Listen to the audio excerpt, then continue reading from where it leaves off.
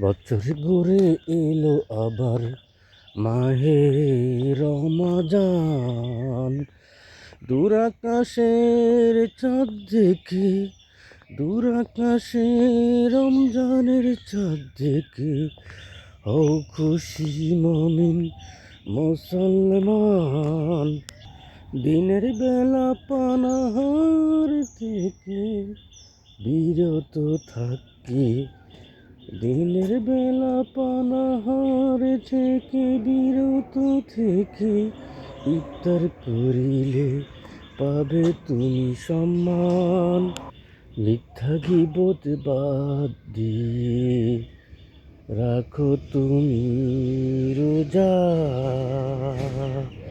সকল মাস থেকে উত্তম হলো এই মাহে রমজানের মাস।